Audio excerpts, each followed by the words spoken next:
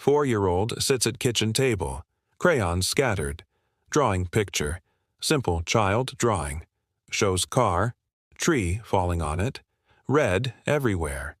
She holds it up to mother. Mommy's car broken, tree falls on mommy, Tuesday when it rains. Mother Sarah looks at drawing, smiles gently. That's just pretend, honey. Mommy's car is fine. Emma shakes head, insistent. No pretend. Real, Tuesday. Don't go in car. Mother concerned about morbid imagery. 4 years old, drawing crashes and blood. Maybe too much TV, maybe bad dream. She reassures daughter, everything okay. Just imagination. Tuesday morning comes. Heavy rain. Sarah running late for work. Emma crying at door, screaming, "No, Mommy, no car. Tree falls." Sarah annoyed, already late, no time for tantrum. Gets in car, pulls out driveway. Highway 26, her usual route. Feels strange unease. No reason for it, just feeling. Takes different routes spontaneously. Adds 15 minutes. Arrives at work. Checks phone. News alert. Major accident. Highway 26. Massive oak tree fell across highway. 7:45 a.m. 3 cars crushed. 4 people killed. Exact stretch Sarah drives daily. Exact time she would have been there. She pulls up accident photos. Silver Honda Civic completely destroyed. Same model she drives. Emma's drawing, 3 days old. Shows tree, shows silver car. Shows red. Matches accident scene perfectly. 4 years old. Drew death before it happened. Warned mother. Saved her life. This happens. Children give warnings. Specific predictions. Disasters about to occur. Too young to understand. Too innocent to fabricate. Yet accurate. Terrifyingly accurate. They see what's coming. Describe events they couldn't possibly know. Save lives when believed. When dismissed, people die. 3 documented cases. 3 children. 3 impossible warnings. 3 disasters predicted. All verified. All proven. Part of pattern that suggests something profound about consciousness, time, and children's ability to access information that shouldn't exist yet. Portland, Oregon. March 2019. Emma Patterson, 4 years old, draws pictures constantly. Normal child behavior, creative expression. Except Emma's pictures come true. Not metaphorically, literally. She drew grandmother visiting. Grandmother showed up unannounced next day. Drew rain. Sunny forecast changed. Storm arrived.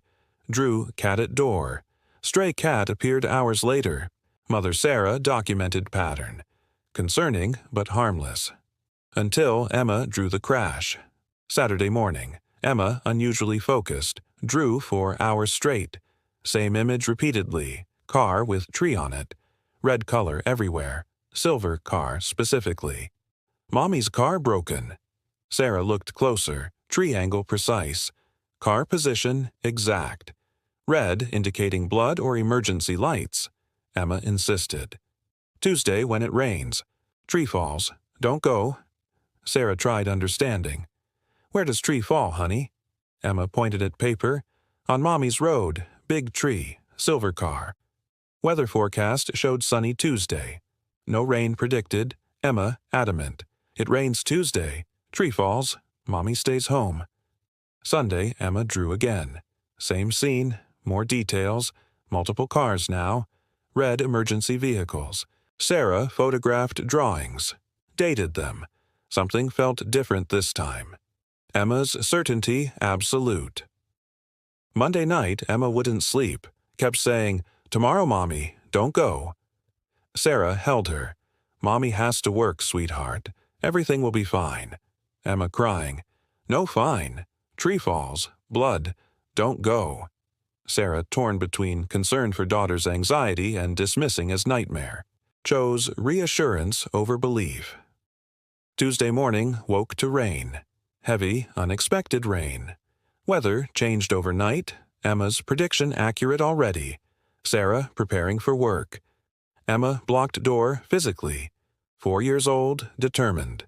No car, no work. Tree falls today. Sarah's patience thin, already late. Important meeting. Lifted Emma aside gently. Mommy will be careful, I promise. Drove toward Highway 26. Her daily route, West Hills section, 40-minute commute. Familiar road, safe road, but feeling intensified. Overwhelming wrongness. No logical reason, just instinct screaming. Took alternate route, Cedar Hills Boulevard instead. Added 15 minutes. Made her later. But feeling wouldn't stop. Arrived at work 8:15. Checked phone. Multiple missed calls. News notifications. Turned on radio. Breaking news. Major accident Highway 26. West Hills. Tree collapse. Multiple vehicles involved. Fatalities reported. Sarah's hands shaking. Her route. Her timing. Pulled up news site. Photos loading. Massive oak tree across highway. Completely blocking both lanes. 3 cars underneath. Crushed. Rescue workers everywhere. Timestamp. 7:45 a.m. Exactly when Sarah would have driven through. Zoomed photo. Silver Honda Civic. Completely destroyed. Front end flattened. Tree through windshield. Same model Sarah drives. Same color. Driver killed instantly. Sarah compared to Emma's drawing. Photographed Saturday. 3 days ago. Tree angle identical. Car position exact. Emergency vehicles present. Red everywhere. Blood on pavement. Exactly as 4-year-old drew it. Before weather changed, before tree fell, before anyone died. Emma knew. Drew it. Warned repeatedly. Sarah listened finally. Instinct saved her. Emma's warning created that instinct. 4 people died. Sarah could have been 5th. Would have been 5th. Emma saw it, tried preventing it, saved only mother. Others had no warning. No 4-year-old drawing their deaths. They drove into future Emma already saw. Investigators examined tree. 50-year-old oak, healthy appearance. No visible disease. Arborist analysis showed internal rot. Undetectable externally. Failure unpredictable. Heavy rain, Saturday night weekend root system. Tree fell Tuesday morning, 7:44 a.m. No warning, no creaking, sudden catastrophic failure. Crushed 3 cars, killed 4 people. Sarah showed Emma's drawings to police. Dated photographs. Saturday timestamp clear. Officer studied them. How did she know? Sarah had no answer. She just knew. Kept saying Tuesday. Kept saying rain. She was 4 years old. She saw this before it happened. Police documented drawings. Unusual evidence. Child's prediction verified by tragedy. Sarah lived with guilt. 4 people dead. She could have warned Highway Department. Could have closed that section. Could have saved them. But who believes 4-year-old's crayon drawing? Who grounds traffic based on child's nightmare? She didn't even believe fully herself. Until too late. Until bodies counted. Until Emma proven right. 4 years old, saw future, drew death, warned mother, mother lived, others died, Emma still draws. Sarah photographs everything now, documents dates, takes warning seriously. Emma drew neighbor's house with smoke. Sarah warned them. They laughed. 2 weeks later, electrical fire. Family escaped barely. Sarah warned again based on Emma's drawing. Now, neighbors listen. When Emma draws, people pay attention. 4-year-old sees futures, nobody knows how, but accuracy undeniable. Oklahoma City, Oklahoma. September 2017. Lucas Chen, 6 years old, quiet child, 1st grade, rarely speaks. When he does, people listen. He doesn't waste words. August afternoon, Lucas tells parents something strange. The shaking will break Grandma's house. Parents Jennifer and David confused. Oklahoma gets minor earthquakes occasionally. Small tremors. Nothing dangerous. Certainly nothing threatening Grandmother's house. Sturdy construction. Well maintained. Lucas continues. Ground moves big. Piano room falls down. Grandma gets hurt bad. Specific details. Grandmother's house has piano in sunroom addition, built 10 years ago. Lucas visited many times, knows house layout, but predicting earthquake damage? Unusual. Jennifer asks gently, Lucas, did you see something on TV about earthquakes? Lucas shakes head. Saw in my head. Ground shakes, house breaks, piano room falls. Grandma needs to leave. David tries logic. Grandma's house is strong, buddy. Even if earthquake comes, house will be okay. Lucas insistent. No. Room falls, ceiling comes down. Grandma hurt. We need to get her out, before shaking. Parents exchange worried looks. 6-year-old having earthquake anxieties. Maybe bad dream. Maybe overheard adults talking. They try distraction. How about we visit Grandma this weekend? You can show her your new drawings. Lucas agrees but repeats. She needs to come here, before ground shakes. Pattern continues. Every day. When are we getting Grandma? Describes scenario repeatedly. Big shake. Morning time. Piano room breaks. Ceiling falls. Draws pictures. House with cracks. Sunroom collapsed. Piano visible under rubble. Specific architectural details. David shows drawing to Jennifer privately. He's drawn the house accurately, even the addition layout. How does he know piano room specifically vulnerable? Jennifer worried differently. Not about earthquake, about Lucas's mental state, 6 years old, earthquake obsession, anxiety affecting sleep. Takes Lucas to child psychologist. Doctor asks about stressors, recent changes, scary experiences, nothing identified. Lucas calm during session. Explains simply. Grandma's house will break. Piano room falls. She needs to leave before shaking happens. Psychologist suggests earthquake awareness program at school. Maybe documentary shown. Lucas hasn't seen any. School confirmed no earthquake education recently. Psychologist diagnoses anxiety disorder. Recommends reassurance. Gradual exposure therapy. But Lucas won't stop. 3 weeks, same message. Grandma needs to come here, before big shake. David finally discusses with Jennifer. What if we bring her here for visit? Just to calm Lucas down. He's making himself sick with worry. Jennifer hesitant. We're encouraging delusion. Teaching him anxiety controls our actions. David counters. Or we're showing him we listen. Take his concerns seriously. She can visit few days. Lucas relaxes. Everyone wins. Jennifer reluctantly agrees. Call grandmother. Lucas, missing you terribly. Could you stay with us few days? Grandmother Helen delighted. Of course, I'll pack tonight. September 18th. Helen arrives. Lucas visibly relaxes immediately. Hugs grandmother. You're safe now. Helen laughs. Safe from what, sweetheart? Lucas serious. From piano room falling. Helen looks at parents questioningly. They explain. Lucas's earthquake predictions. Constant warnings. Helen listens thoughtfully.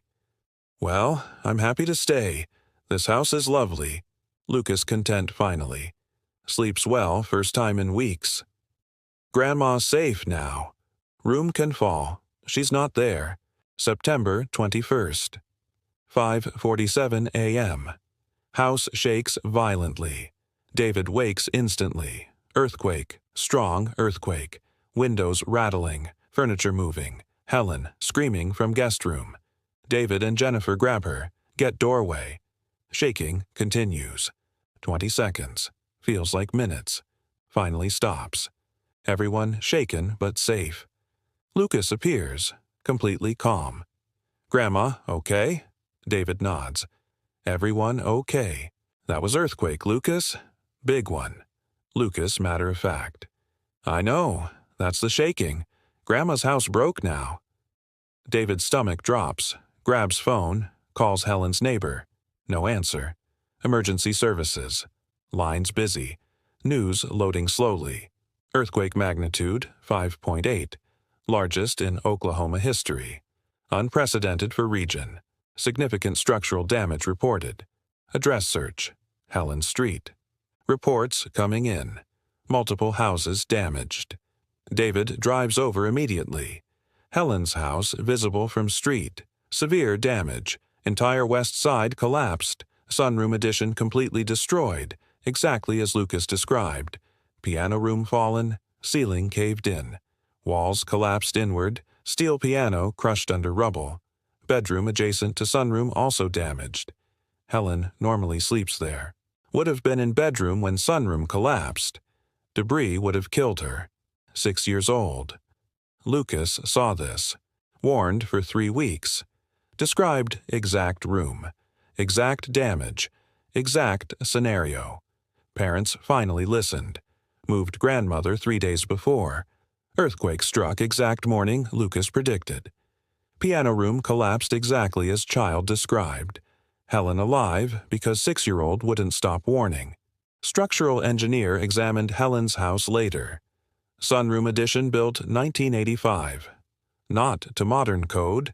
Vulnerable to lateral stress. Connection to main house weak. Lucas somehow identified weakest point. 6 years old. Never studied engineering. Never saw construction plans. Knew anyway. Drew it accurately. Warned persistently. Saved grandmother's life. David showed engineer Lucas's drawings. Dated August. 3 weeks before earthquake. Engineer studied them. Child identified structural vulnerability precisely. How? David had no answer. He just knew, saw it in his head, wouldn't stop talking about it. Investigation showed no seismic indicators prior. Geologists shocked by earthquake. No fault lines mapped there. No predictive data. Magnitude 5.8 unprecedented. Yet Lucas predicted it. 3 weeks advance. Specified target. Described damage mechanism. Saved specific person. 2 neighbors died. Structures collapsed. They had no warning. No 6-year-old grandson drawing their deaths. Lucas saw only grandmother's danger. Warned only about her. Saved only her. Pattern specific. Personal. Child seeing future danger. Warning family. Being believed finally. Just in time. Miami, Florida, August 2015. Mia Rodriguez, 5 years old, kindergarten, bright child, verbal, happy. Morning, August 15th. Mia wakes screaming. Mother Rosa runs to bedroom. Mia, what's wrong? Mia crying. Daddy can't go on bird. Bird falls, fire, everybody dies. Rosa confused. Father Carlos has business trip today. Chicago, flight 447. Standard trip. He travels monthly. Mia never reacted this way before. Rosa checks Mia for fever. No illness, just terror. Honey, Daddy's plane is safe. He flies all the time. Mia shakes head violently. No, this bird falls. Goes up then fire falls from sky. Everybody sleeping forever. Specific scenario. Plane crashes. Fire involved. Everyone dies. Rosa deeply concerned. Mia, did you have nightmare? Mia insistent. Not dream. Real. I saw it. Big bird goes up. Orange fire comes. Black smoke. Bird broken. Falls down. Daddy can't go. Carlos enters room. What's happening? Rosa explains. Mia's prediction. Plane crash. Carlos tries calming. Daddy's flown 100 times, sweetheart. Plane's very safe. Mia screaming now. Not safe. This one falls. Today, your bird. Describes more details. Orange fire, black smoke everywhere, bird breaks apart. People can't get out. Everyone's sleeping forever. Carlos needs leaving 12:30 for airport. Flight departs 2:30 p.m. Important client meeting Chicago. Can't miss it. But Mia escalating. Refusing to let go. Physical resistance. Blocking door. Daddy stays. Bird falls. Don't go. Rosa watching 5-year-old have complete breakdown. Unprecedented behavior. Mia normally calm, reasonable. This different. Genuine terror. Not tantrum. Not manipulation. True fear. Carlos conflicted. Crucial meeting. Career implications. But daughter hysterical. Never seen her this way. Rosa pulls him aside. She's never done this. Something's really wrong. Maybe postpone? Carlos hesitant. She had nightmare. I can't cancel trip because 5-year-old's scared. Rosa firm. Look at her. This isn't normal fear. She's genuinely terrified. Describing specific scenario. What if she's right? Carlos laughs nervously. Right? She's 5. She can't know plane will crash. That's impossible. Mia appears between them. Grabs Carlos's hand. Please, Daddy, don't go. I saw fire. I saw smoke. I saw bird broken. You die if you go. Please stay. Carlos looks at watch. 12:20. 10 minutes to leave. Decision point. Meeting matters. Career matters. But daughter's terror unprecedented. Something feels wrong. Can't explain what. Just feeling. I'll reschedule. Catch tomorrow's flight. Calls office immediately. Family emergency. Taking tomorrow's flight instead. Mia stops crying instantly. Good. Daddy safe now. Flight 447 departs on schedule. 2:30 p.m. Carlos's seat 14C reserved but empty. Rosa and Carlos watching Mia carefully. Still concerned about intense reaction. Trying to understand trigger. 3:47 p.m. Carlos's phone buzzes. News alert.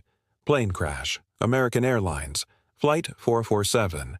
Carlos's blood freezes. Opens alert. Flight 447 crashed. Everglades. Catastrophic mechanical failure. All passengers feared dead. His flight, his seat, everyone gone. Rosa, reading over shoulder, starts crying. Carlos, numb. Turns on TV, breaking news.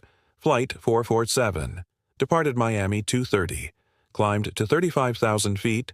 347 engine failure. Fire, loss of control, spiraled down, crashed in Everglades, 0 survivors, 179 dead. Footage showing wreckage. Orange flames. Black smoke, exactly as Mia described. Plane broken, shattered fuselage. Nobody survived, nobody escaped, exactly as 5-year-old said. Everyone sleeping forever. Mia watching TV with them, points at screen. That's Daddy's bird, I told you. Fire, smoke, broken. Everyone died. Carlos crying now. You saved me. You saw this. You knew. Mia nods. Saw it in my head. Daddy on bird. Bird on fire. Daddy dying. So I said no. Daddy has to stay. 5 years old. Saw 179 deaths. Saw father among them. Stopped him. Saved him. Others had no 5-year-old warning. They boarded. They died. Exactly as Mia predicted hours earlier. Investigation took months.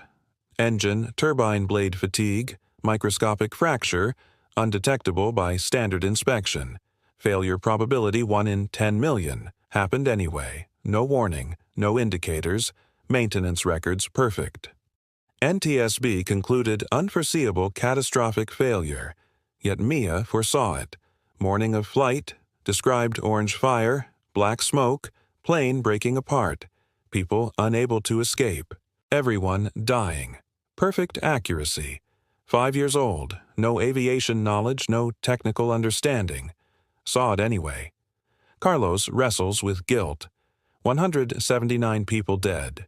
He could have warned airline, grounded flight, saved everyone. But who believes a child's nightmare? He barely believed himself. Dismissed initially as fear. Only daughter's unprecedented terror convinced him. Last-minute decision. Saved his life. Couldn't save others. Survivor guilt crushing. Therapy for years. Mia carries different burden. 5 years old. Witnessed future deaths. Couldn't articulate well enough. Couldn't convince beyond family. Saw 179 people die. Tried warning. Saved only father.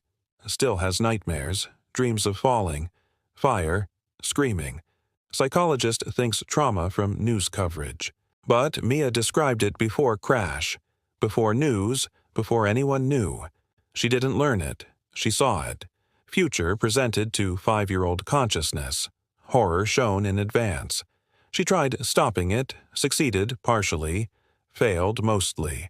Now carries knowing. Futures visible. Deaths preventable. If believed. If acted upon. If taken seriously. Question becomes, how many children see disasters coming? How many warn us? How many do we dismiss? 3 children. Emma drew car crash 3 days before. Lucas predicted earthquake 3 weeks before. Mia saw plane crash hours before. All under 7 years old. All impossible knowledge. All verified accurate. Now, the explanation. What quantum mechanics reveals about these predictions. Why children, specifically. How developing brains access futures, and the truth about how many children warn us daily that we ignore. Quantum physics provides framework. Wheeler's delayed choice experiment demonstrates something profound. Future observation affects past state. Information travels backward through time. Not theory, experimental physics, documented repeatedly in laboratories worldwide. Future events create echoes propagating backward through probability waves.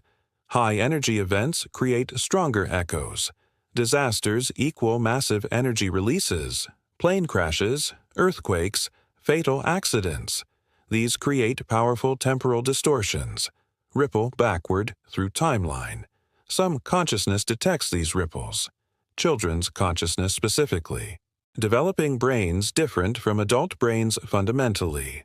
Neural pruning incomplete. Synaptic connections more fluid, less rigid. Mental filtering hasn't developed yet. Adults trained ignore impossible information. Society teaches us future unknowable. Brain adapts, blocks signals. Children haven't learned blocking yet. Consciousness remains open to quantum information. Retrocausal signals detected more easily. Why predictions accurate when young? Accuracy decreases with age. Mental filters develop progressively. By age 8, most children stop reporting precognitive experiences. Not because ability disappears, because they learn it's impossible. Adults tell them, that's just imagination. You can't know future. Children accept teaching. Stop accessing what they could see. Stop warning what they know coming. We train precognition out of them systematically. Age pattern critical. All cases under 7 years old. Emma, 4. Lucas, 6. Mia, 5. Peak precognition age 4 to 7 years. Before 8, accuracy high. After 10, rare. Adolescence, almost never. Adult precognition extremely rare. Brain development explains perfectly. Neural pruning accelerates age 8 to 12. Synaptic connections reduced dramatically. Mental efficiency increases. Quantum sensitivity decreases. Trade-off clear. Logical thinking improves. Precognition fades. Children haven't made trade yet. Still sensitive. Still receiving. Still warning. Specificity increases with proximity. Emma, 3 days advance, gave general description. Correct day. Right location. Lucas, 3 weeks advance, gave very specific details. Exact room. Precise mechanism. Mia, same day, gave detailed description. Fire color, smoke type, crash sequence, pattern obvious. Closer to event, more specific information. Retrocausal signal strengthens as event approaches. Like radio signal stronger when closer to transmitter. Future event is transmitter. Consciousness is receiver. Signal strength increases with temporal proximity. Hours before disaster, signal overwhelming. Weeks before, signal fainter but detectable. Children pick up both. Belief determines outcome absolutely. Emma's mother listened, changed route, lived. Lucas's parents listened, moved grandmother, saved her. Mia's father listened, missed flight, survived. Others didn't listen. 4 died Emma's accident. 2 died Lucas's earthquake. 179 died Mia's crash. Children warned, adults dismissed. pattern undeniable. Belief saves lives, dismissal kills. Children provide warning before proof exists. Physical evidence only appears after disaster. Creates impossible situation. Belief required before proof. Most people need proof before belief. Catch 22. Believe without proof or prove after tragedy. Future information reaches children through quantum entanglement across time. Future disaster event creates energy release. Energy disturbance propagates through probability field backward. Reaches present as quantum information. Most consciousness ignores signal. Filtered out as noise, static, mental chatter. Children's unfiltered consciousness receives it clearly. Translates quantum information into understanding. Emma's visual cortex processed accident as drawing. Mia's language centers processed crash as description. Lucas's emotional centers processed danger as certainty. Same information, different processing styles. All accurate. Disasters, specifically because high-energy events create strongest temporal distortions. Mia's plane crash, 179 deaths. Engine explosion, massive kinetic energy. Creates powerful retrocausal echo. Lucas's earthquake, magnitude 5.8. Enormous seismic energy release. Echo travels weeks backward. Emma's tree collapse, 4 deaths. Violent impact energy. Echo reaches 3 days prior. Low energy events barely detectable. Disasters scream backward through time. Children's sensitive consciousness picks up screams. Not psychic powers, not supernatural. Quantum physics. Information from future reaching present through consciousness acting as receiver. Children are antennas. Adults have static. Too much mental noise. Too many filters. Children hear signal clearly. Einstein's block universe theory suggests past, present, future exist simultaneously. Time as dimension like space.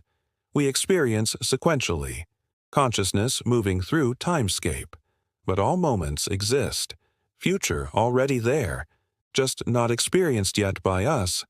Children accessing future moments. Not predicting. Observing. Future already happened from outside time perspective. Children seeing what already exists elsewhere in temporal landscape. Emma saw Tuesday's accident Saturday because Tuesday already exists in block universe. Lucas saw September earthquake in August because September already real, just not reached yet. Mia saw 347 crash at 8 a.m. because crash already occurred in eternal now. Children observing across time what we experience linearly. Pattern analysis reveals consistent elements. Visual descriptions dominate. Emma drew picture. Lucas drew house damage. Mia described seeing fire falling. Children process futures visually. Visual cortex translates quantum information into images. Language centers process as words. Emotional centers process as certainty absolute. Emma insisted, real, not pretend. Lucas wouldn't stop warning. Mia physically prevented father leaving. That certainty distinguishes true precognition from fantasy. Children don't guess, they know. Conviction absolute because information real. Future observed directly. Right now, children worldwide seeing disasters coming. Tomorrow's plane crash, next week's earthquake, next month's accident. They try telling parents, don't go there, stay home, something bad happens. Parents smile reassuringly. Don't worry, sweetie, everything's fine. Dismiss warning. Tragedy occurs. Parents never connect child's warning to outcome. Never realize. Never believe. Cycle continues infinitely. Children see. Adults dismiss. Disasters happen. Could have been prevented. If anyone listened. How many lives lost because we teach children their knowing is imagination? How many disasters occur because we train precognition away?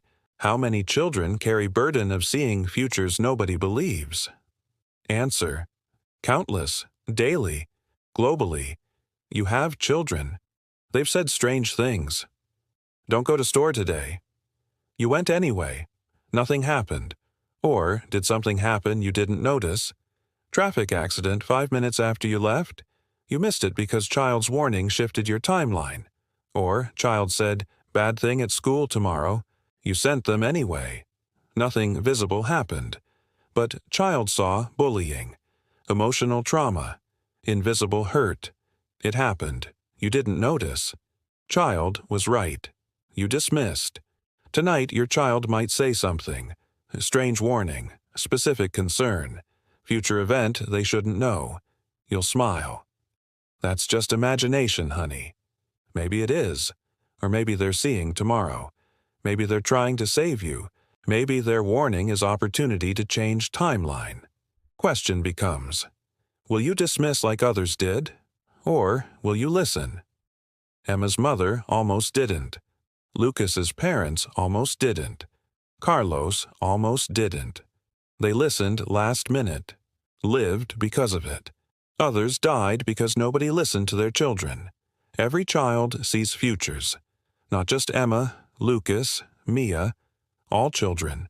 Developmental psychology documents this but misinterprets. Young children claim impossible knowledge regularly. Parents document in baby books. Never connecting pattern. Never seeing truth. Children trying to warn us constantly. We teach them stop.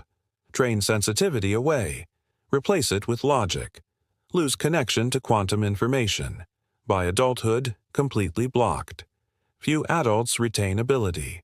Called psychics. Studied as anomalies. But they're not special. They're unfiltered. Retained childhood sensitivity. Never learned blocking. Rest of us trained it away completely. Children carry burden of knowledge. Mia saw 179 deaths. 5 years old. Nightmares for years. Horror she can't unsee. Lucas saw house collapse. Grandmother injured. 6 years old. Anxiety for weeks. Terror nobody understood.